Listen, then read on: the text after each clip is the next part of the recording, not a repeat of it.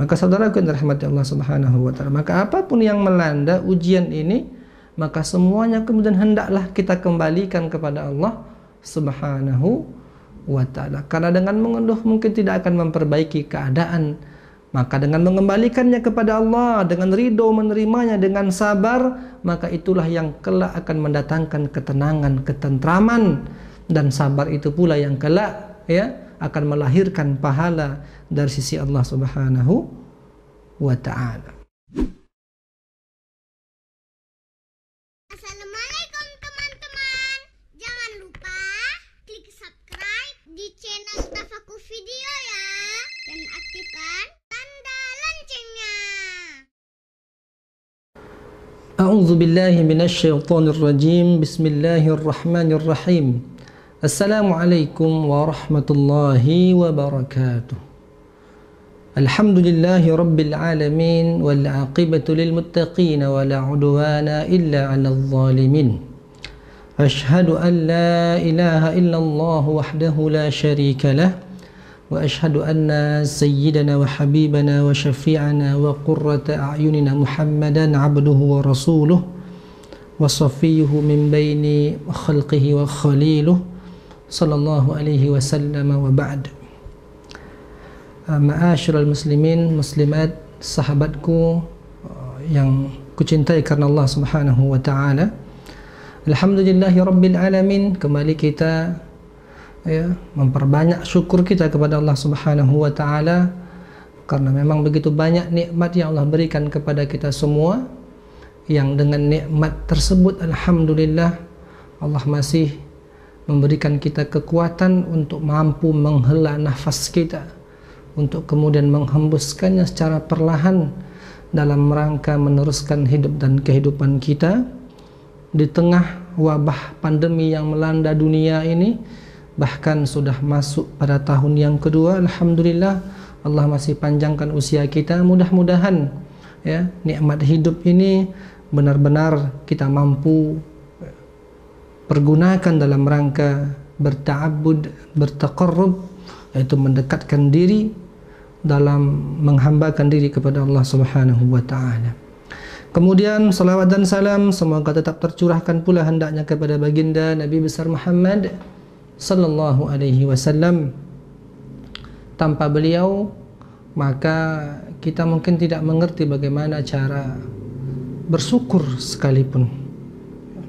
Maka kita ucapkan Allahumma salli ala sayyidina Muhammad wa ala ali sayyidina Muhammad, dan bersalam pula kita kepada beliau dengan mengucapkan assalamu alayka ya Rasulullah wa ya Nabiyallah. Kaum muslimin, kaum muslimat, saudaraku, sahabat Tafakur Video dimanapun kita berada, insyaallah kembali kita akan melanjutkan kaji kita, yaitu membaca kitab Nasaihul Ibad yang merupakan karya Muhammad ibnu Umar al-Jawi al-Bantani, yang mana buku ini sendiri merupakan syarah terhadap kitab yang ditulis oleh al-Imam Ibnu Hajar al-Asqalani yang berjudul Al-Munabbihat ala Isti'dadi li Yaumil Ma'ad. Muslimin muslimat, saudara yang dirahmati Allah Subhanahu wa taala, dalam makalah yang berikutnya ini disebutkan satu kalam, satu riwayat yang dinisbahkan kepada baginda Rasulullah sallallahu alaihi wasallam. Disebutkan ruwiya annahu alaihi salam, diriwayatkan bahwa suatu ketika baginda kekasih kita, yakni baginda Nabi besar Muhammad sallallahu alaihi wasallam, kharaja dzata yaumin ala ashabi. Suatu ketika baginda Rasulullah keluar dari tempat tinggal beliau, ala ashabi, dan beliau berjumpa dengan para sahabatnya ridwanullah alaihim ajma'in. Faqala, lalu kemudian baginda sallallahu alaihi wasallam pun berkata kepada sahabatnya, kaifa asbahtum?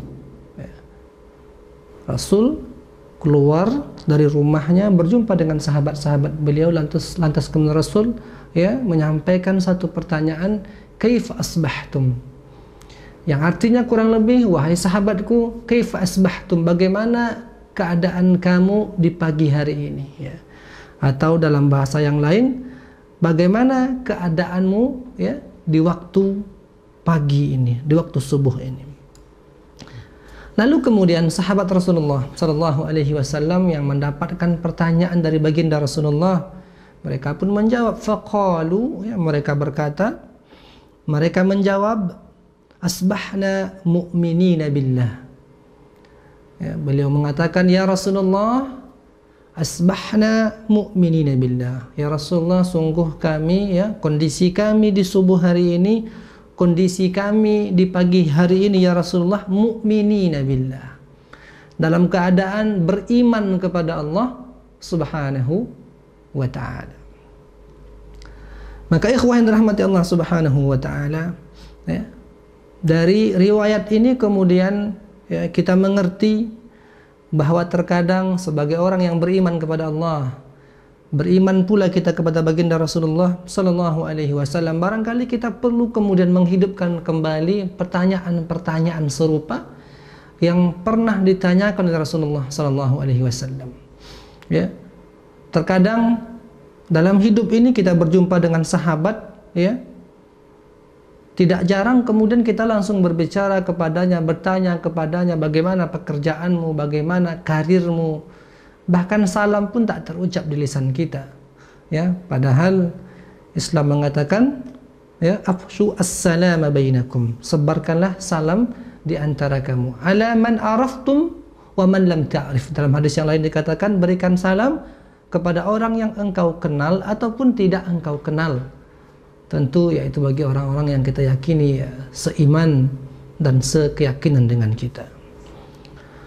Nah, ikhwah yang dirahmati Allah subhanahu wa ta'ala, ya, sering sekali kita bertanya tentang keadaan bisnis, bagaimana ekonomi, bagaimana keluarga, tapi kita lupa bertanya tentang, ya, bagaimana keadaan iman, kaifa imanukum, ya. Ya, atau mungkin dalam pertanyaan ini, kaifa asbahtum, bagaimana keadaanmu di pagi hari ini. Selalu kita mungkin menjawab, asbahna, kami pagi hari ini dalam kondisi pagi hari ini dalam keadaan sehat, rezeki lancar, tapi kita kemudian lupa mengaitkan kondisi kita dengan iman kita. Ya. Makanya jawaban sahabat ini mengajarkan kepada kita, ya, sahabat sebagaimana yang semua kita ketahui, ya, khairul qurun qarni. Kata Rasulullah bahwa sebaik-baik masa, jadi sekian lama, ya, dunia ini terbentang, ya, sekian lama, ya, dari sejak abad pertama sampai ke hari ini, maka Rasul mengatakan di antara, ya, abad-abad terbaik, waktu-waktu terbaik itu adalah khairul qurun qarni. Sebaik-baik abad, sebaik-baik tempo masa waktu itu adalah qarni, yaitu abad di mana aku hidup di dalamnya. Ya, abad di mana Rasul hidup bermakna juga, ya, abad atau waktu di mana hidupnya sahabat beliau ridwanullah alaihim ajma'in. Kemudian summa alladzina yalunah. Ya, kemudian periode terbaik berikutnya selepas periode sahabat pada Rasulullah sallallahu alaihi wasallam, yaitu periode para tabi'in, ya, yaitu orang yang datang, ya, selepas sahabat, yaitu orang-orang yang tak bertemu dengan Rasulullah tapi bertemu dengan para sahabat beliau sallallahu alaihi wasallam. Tsumma alladzina yalunah.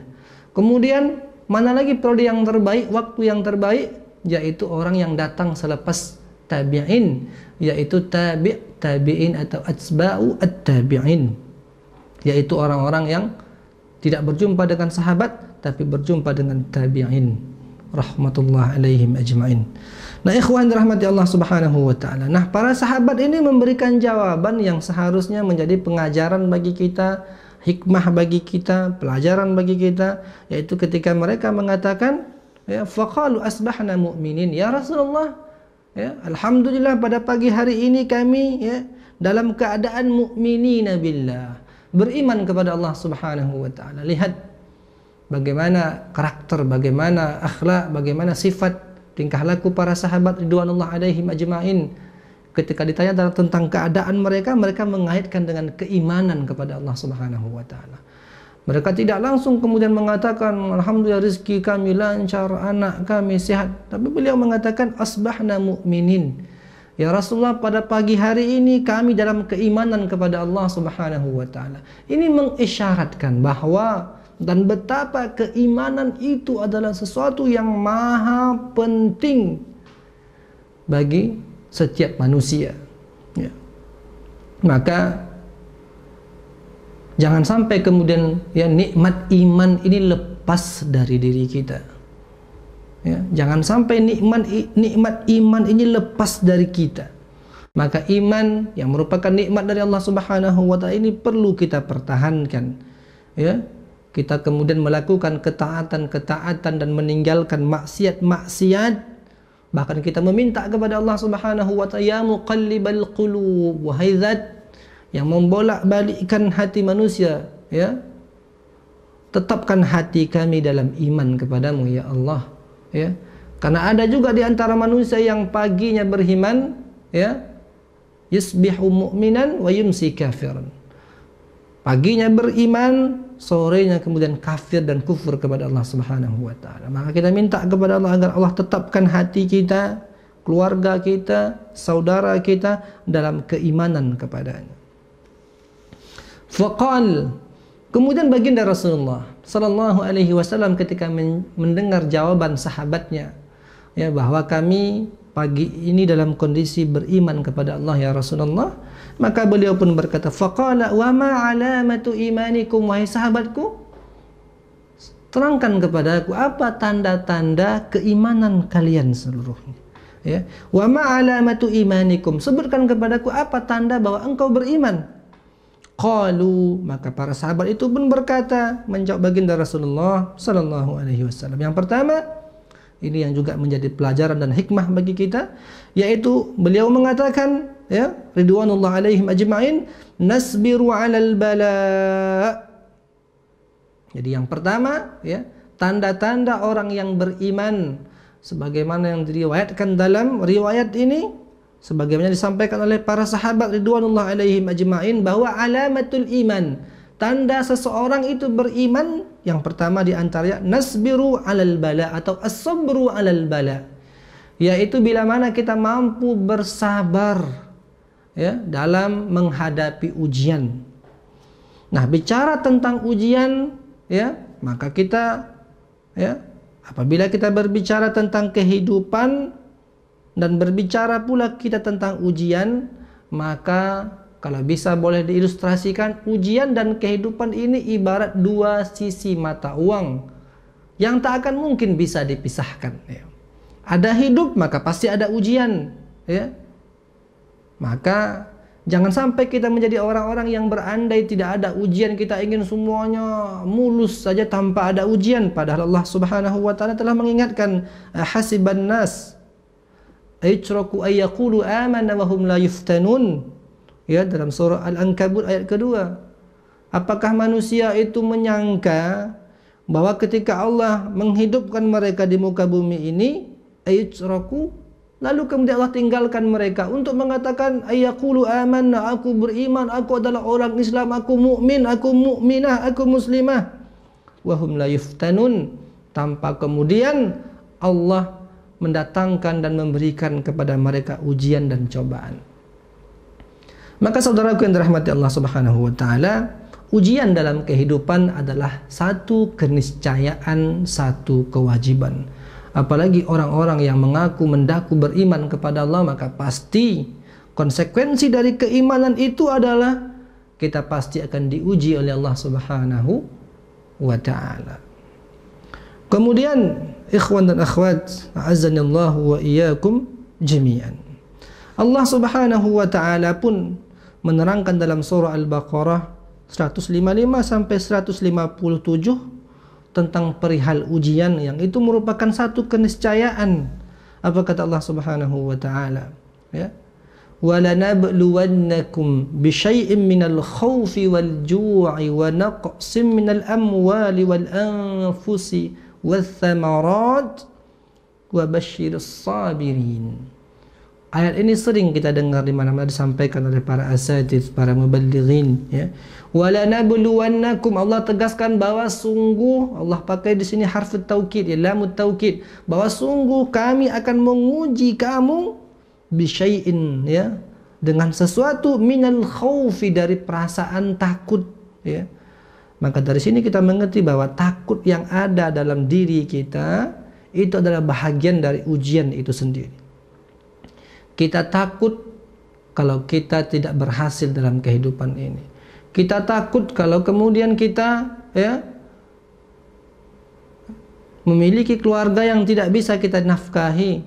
Kita kemudian khawatir dengan virus corona yang menyebar di mana-mana.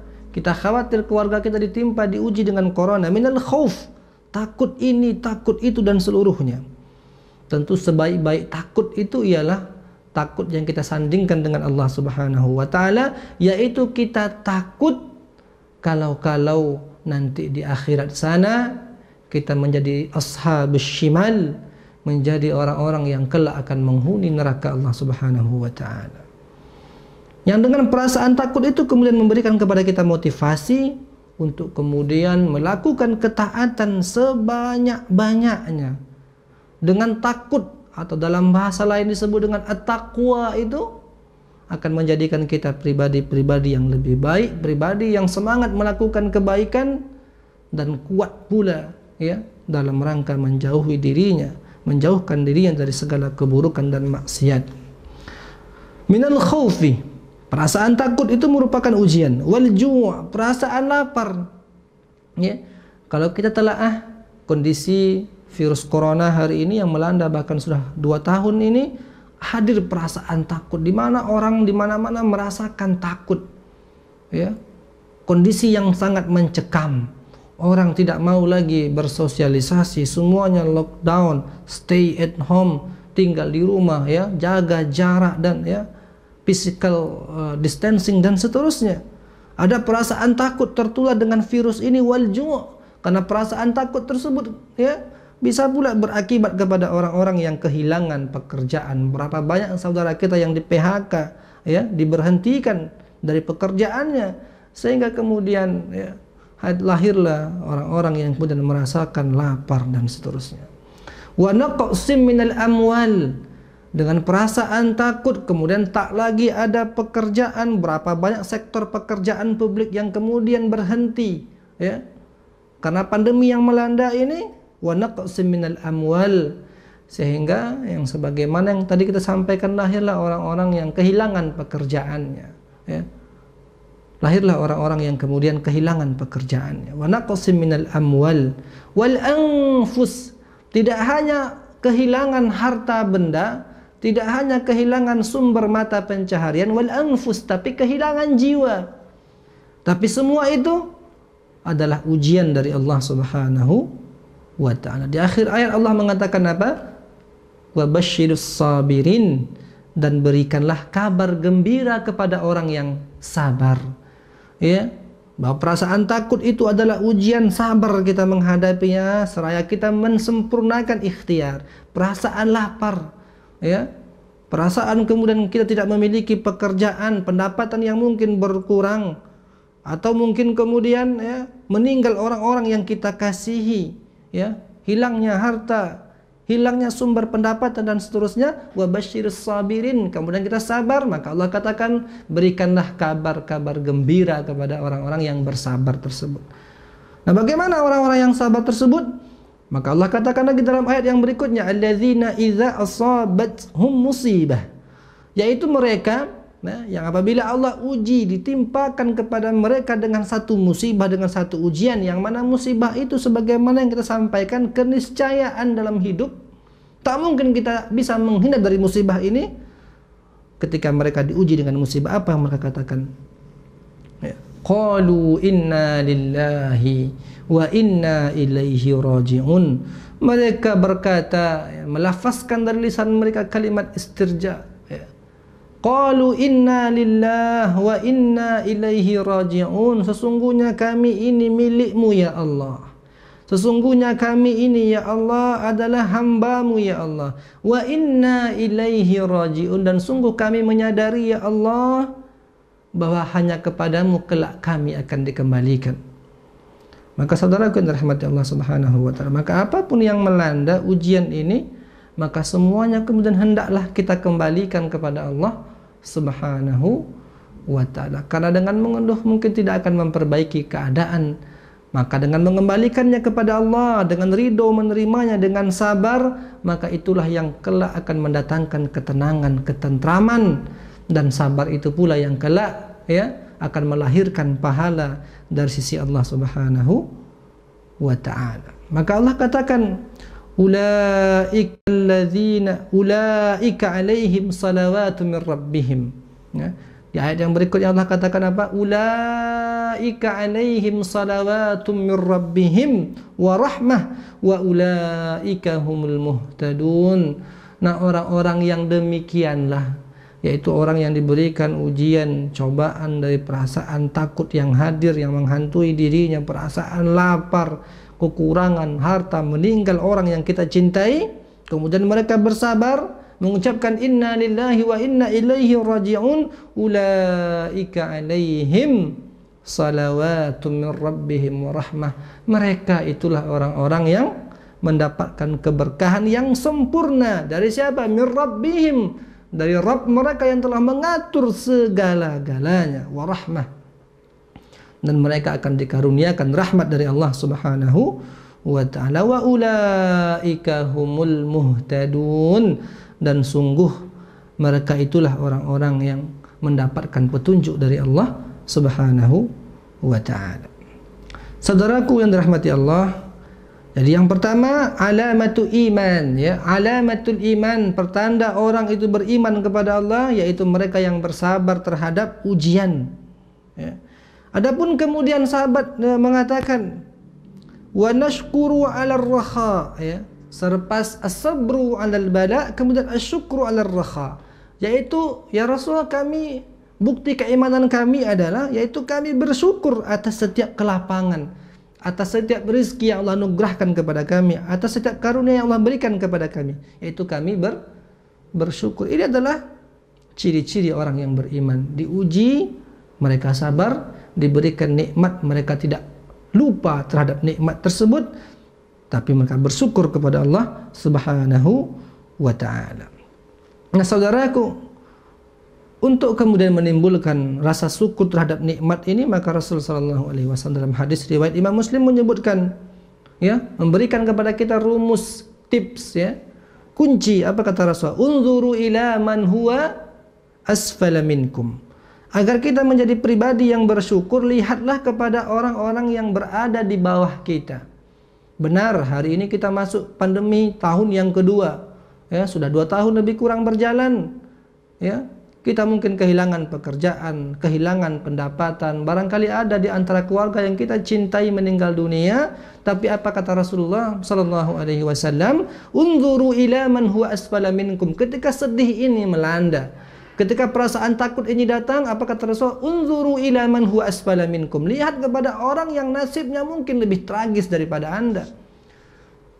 Ada orang-orang yang tidak hanya mereka diberhentikan dari pekerjaannya, di saat yang sama mereka juga, ya, ditinggalkan oleh orang-orang yang mereka cintai. Ibunya meninggal, ayahnya meninggal dunia, ya, anaknya meninggal dunia, bahkan suami atau istrinya meninggalkan dunia ini, ya. Mereka kehilangan mata pencaharian, ya. Mereka diuji dengan perasaan takut, bahkan mereka kehilangan orang-orang yang tempat mereka bersandar kepada mereka. Ya, unzuru ila man huwa asfala minkum. Rasul perintahkan lihat ke bawah. Tapi yang sering terjadi hari ini adalah kita selalu melihat, mendongak ke atas melihat, ya. Kenapa harus aku yang menjadi korban? Kenapa bukan si fulan? Ya. Makanya sekali-sekali, ya, kalau kita punya waktu luang, datang kita ke rumah sakit, ya. Datang kita ke panti jompo, datang ke panti asuhan, ke panti anak yatim, agar kita melihat, agar kita kemudian mampu melahirkan perasaan syukur bahwa sesulit apapun hidup kita hari ini, ternyata banyak orang-orang yang jauh lebih sulit dari kita, ya. Banyak orang yang harus tidur di bawah kolong jembatan, tak ada makanan, tak ada air bahkan untuk minum. Ya. Sementara kita alhamdulillah dengan segala keterbatasan kita masih bisa ya makan, masih bisa minum. Maka inilah yang kemudian melahirkan rasa syukur. Ya. Wala tanzuru ila man huwa fawqakum. Sebaliknya Rasul sallallahu alaihi wasallam melarang kita untuk melihat ke atas. Ya, untuk membanding-bandingkan diri kita dengan orang lain. Aku sudah sekian lama, tapi masih ini yang aku dapatkan. Ya, jangan sampai kita membanding-bandingkan dengan orang lain yang lebih tinggi dari kita. Ya, karena nanti akan melahirkan yang kata pepatah, rumput tetangga itu lebih hijau dari rumput kita. Ya, sehingga kita tidak bersyukur dengan apa yang kita miliki.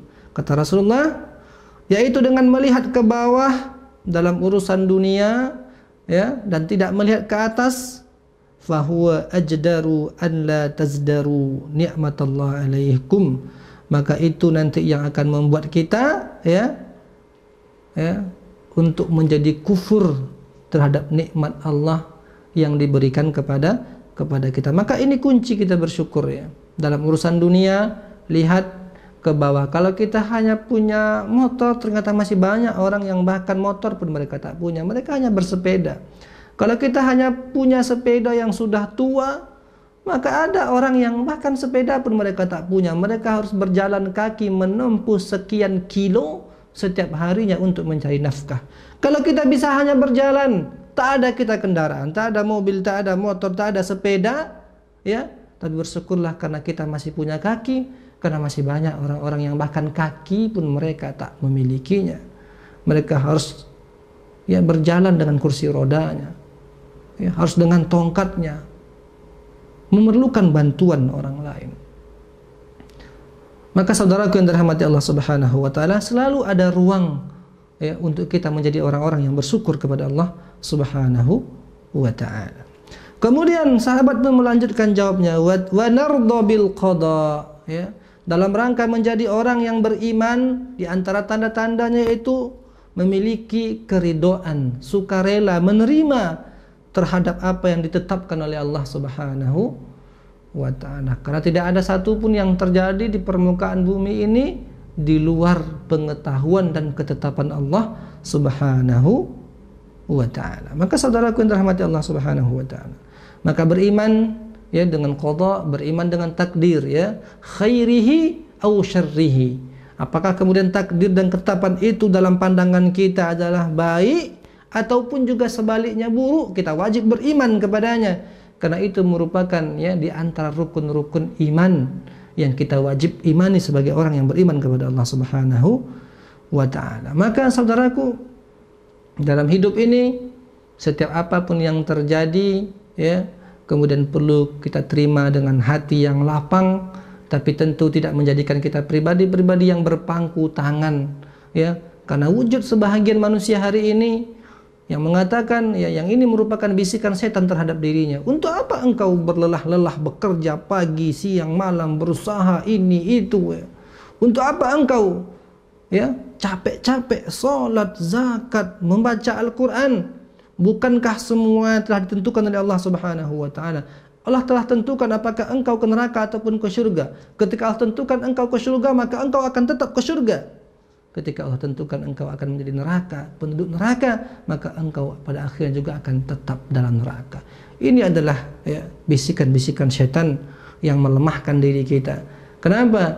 Karena tidak ada satupun di antara kita yang mengerti, yang tahu apakah kita akan menjadi penduduk surga atau neraka. Apakah kita akan menjadi orang kaya atau menjadi orang miskin. Tapi kewajiban kita adalah mensempurnakan ikhtiar. Makanya para ulama mengatakan dalam pembahasan takdir, ada takdir yang sifatnya adalah mubram, takdir yang telah ditetapkan oleh Allah Subhanahu wa taala dan tidak akan mungkin mengalami perubahan. Ada yang namanya takdir muallaq, takdir yang itu adalah sifatnya kondisional. Dia mungkin bisa berubah apabila kemudian seseorang itu menyempurnakan ikhtiarnya, maka dia akan mampu merubah ketetapan tersebut. Ya. Maka saudaraku yang dirahmati Allah Subhanahu wa taala, tapi intinya adalah bahwa dalam pandangan manusia seluruh takdir itu bisa dikatakan sifatnya adalah muallaq, ya. Tidak ada yang mubram dalam pengetahuan manusia. Adapun dalam ilmunya Allah Subhanahu wa taala, maka seluruhnya adalah mubram, telah tetap, ya, tidak ada perubahan. Sementara dalam pandangan kita manusia, semuanya itu muallaq, semuanya kondisional. Kenapa? Karena kita tidak bisa memastikan apakah kita akan meninggal di tahun ini. Kita tidak pernah tahu bagaimana dengan rizki kita. Kita tidak pernah tahu bagaimana dengan kehidupan kita yang berikutnya. Tapi kita yakin bahwa ketika kita mensempurnakan ikhtiar kita, ya, kemudian kita bertawakal kepada Allah Subhanahu wa taala, maka Allah Jalla Jalaluh sekali-kali tidak akan mungkin, ya, menyia-nyiakan usaha seorang hambanya. Kenapa? Karena Allah wa mallahu bizzallamin lil abid. Allah Jalla Jalaluh sekali-kali tidak akan mungkin berlaku zalim sekecil apapun kepada hambanya. Maka dalam menyikapi masalah takdir ini, ya, tugas kita sebagai hamba Allah yaitu menyempurnakan ikhtiar kita. Innallaha la yughayyiru ma biqaumin hatta yughayyiru ma bi anfusihim. Sungguh Allah tidak akan merubah nasib, ya, tidak akan mengubah nasib satu kaum hatta yughayyiru ma bi anfusihim, sampailah kemudian mereka sendiri yang mengubah nasib mereka. Maka hendaklah kita berjuang menyempurnakan ikhtiar, ya, berusaha mencari rizki yang menambah ilmu pengetahuan kita, menambah amal kita. Apapun akhirnya nanti kita minta kepada Allah Subhanahu wa taala agar Allah berikan kepada kita semuanya akhir yang baik hendaknya. Amin ya rabbal alamin. Kemudian saudaraku, faqal alaihi salam, setelah mendengar jawaban dari sahabat ini, maka Rasul sallallahu alaihi wasallam pun berkata, antumul mu'minuna haqqan wa rabbil ka'bah.